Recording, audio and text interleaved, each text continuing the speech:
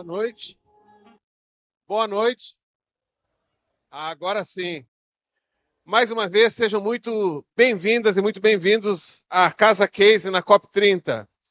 Meu nome é Luciano Balém, trabalho na Fundação Marco Polo de Caxias do Sul, que é uma empresa da coalizão que está realizando esse evento.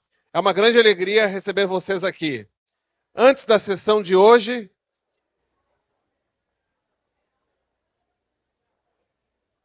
Ficha errada.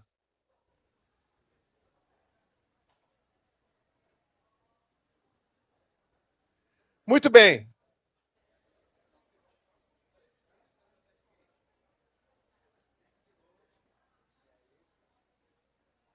Não é o Dan agora? Sim, antes desse keynote vai ter. Chama o Dan. Muito bem, senhoras e senhores, a gente vai receber aqui Dan Iosp, que além de ser o High Level Climate Champion da COP30, também é conselheiro da empresa em que eu trabalho. Senhoras e senhores, muita atenção, com vocês, Dan Iosp.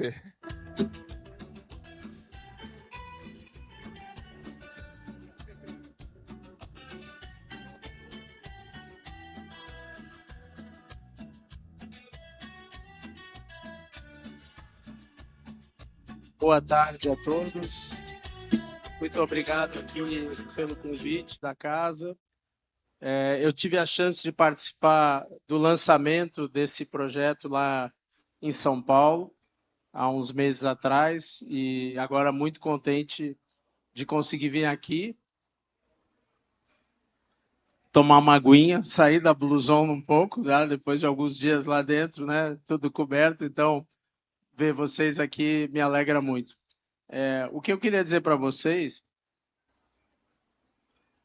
é que, de fato, esse espírito aqui que o nosso Marcelo desenhou, acho que com os colegas das empresas que vieram se agregar a esse projeto, é o que a gente está sempre buscando no que a gente chama da Agenda de Ação Climática, que é essa tentativa de descer, de aterrissar e de falar de coisas muito concretas. A COP e o ciclo anual da COP é um farol de altíssima intensidade. E isso é muito positivo.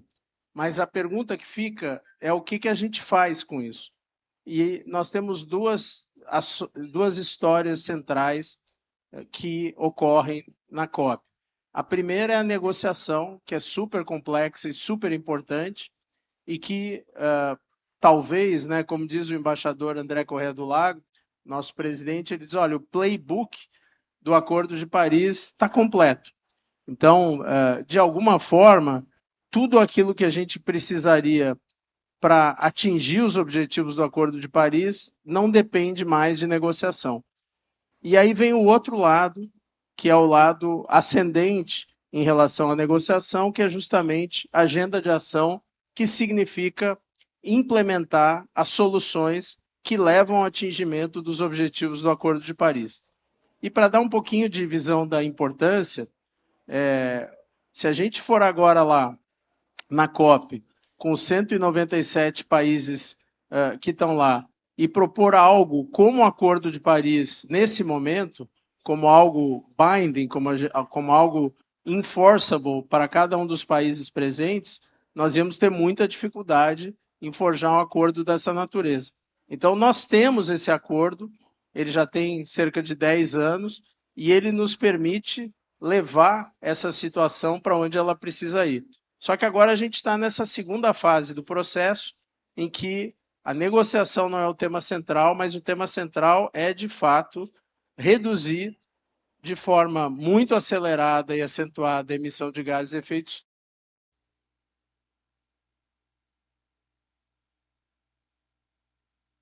E quando a gente fala da redução dos gases de efeito estufa, que tecnicamente a gente diz que é a mitigação, nós estamos falando de tecnologia, de fornecimento, de demanda, de off-take agreements, de financiamento, ou seja, coisas que são muito próximas do dia a dia de qualquer empreendimento, de qualquer empresa ou de qualquer tipo de organização. E nós precisamos acelerar e escalar, inclusive, para superar os entraves econômicos que nos permitam ter histórias, como, por exemplo, o solar, é sempre uma boa história de referência.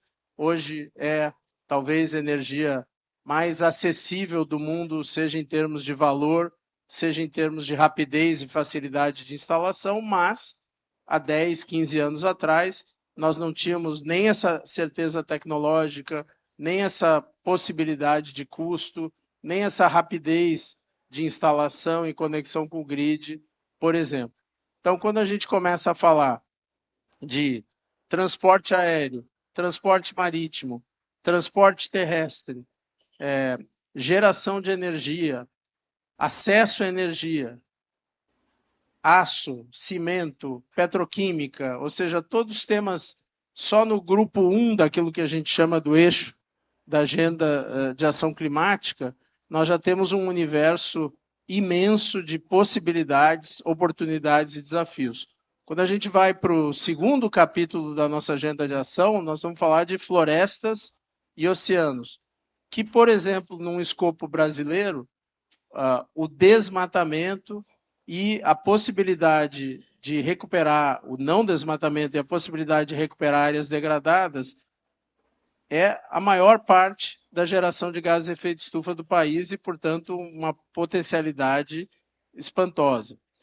Quando a gente vai para o terceiro eixo, nós vamos falar de agricultura e sistemas alimentares e também, pegando o exemplo do Brasil, uma oportunidade de a gente ter um manejo mais sustentável, inclusive com maior rentabilidade para os empreendedores do setor. Quarto eixo é o das cidades, em que a gente cruza muito dos temas lá do eixo 1, mas fala muito de água, de dejetos, de esgoto e de como que as pessoas vão viver e morar e enfrentar a mudança climática. No eixo 5, a gente fala do desenvolvimento das pessoas, das capacitações humanas para viver nessa nova era e para se adaptar e preservar também a sua herança cultural, o seu patrimônio cultural. E no chamado eixo 6, nós temos toda a parte de financiamento, seguros, capacitação, tecnologia, para fazer esses 5 eixos de cima que eu mencionei operar. Essa é a chamada Agenda de Ação Climática, e ela conversa muito com essa casa, com essas empresas, com esses profissionais e com todos que estão aqui fazendo esse showcase de soluções, de como que a gente, de fato, implementa essa agenda no Brasil, ao redor do mundo, e faz com que a gente se aproxime mais dos nossos objetivos. Uma palavra importante sobre copo meio cheio, copo meio vazio. Acho que tem muita gente muito pessimista, com boas razões, e acho que essa altura tem pouca gente otimista, eu sou um deles, e eu acho que com boas razões para ser otimistas.